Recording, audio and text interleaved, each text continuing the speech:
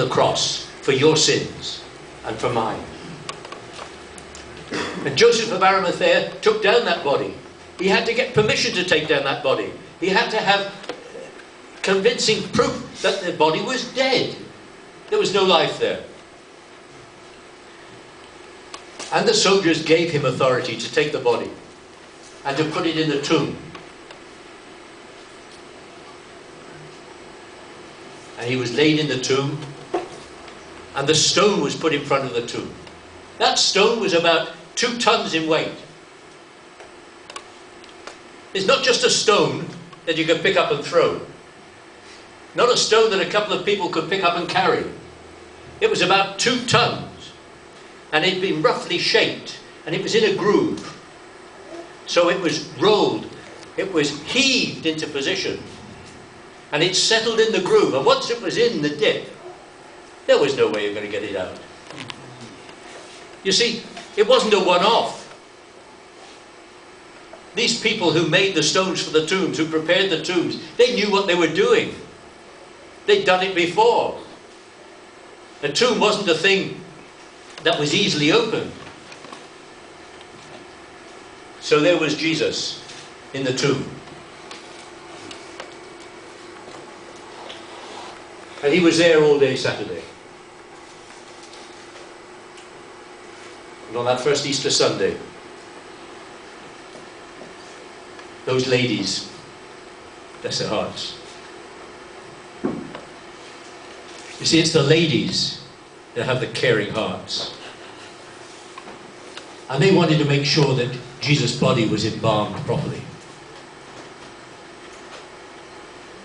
And before dawn, they were going up to the tomb. And they were asking themselves questions. You know, we've got a problem here. It's all very well to go up to the tomb. We saw them put the body in the tomb, but we saw them put the stone in front. How are we going to move the stone?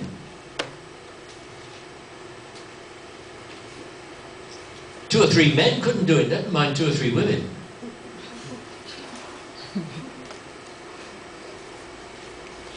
But you know, God knows the end from the beginning.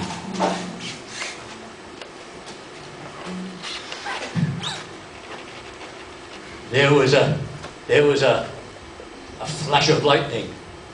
There was a thunder. And the angels had rolled the stone away.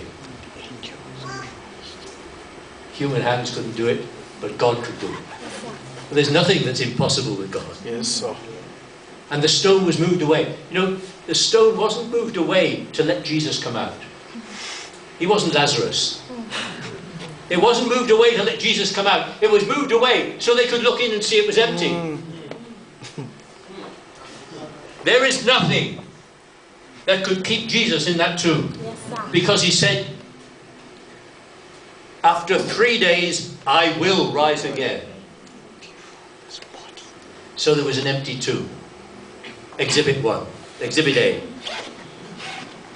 I want to present Exhibit A, an empty tomb. What would you say? Anything could have happened. Somebody could have snuck him out over the weekend.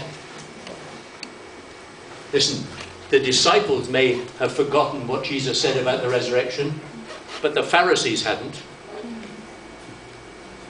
You see, they went to the authorities and they said, you know, this man said after 3 days he's going to rise again. They said, we want a guard put on this tomb.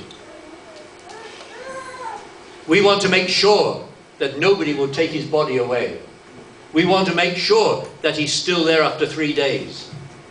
So not only was there a 2-ton stone in front of the tomb, but there was a Roman guard. There must have been up to 16 men detailed for the purpose of guarding that tomb. Not national servicemen, not part-time soldiers, but hard-bitten, serving soldiers. You see, the Roman army was such that Rome ruled the empire of the day.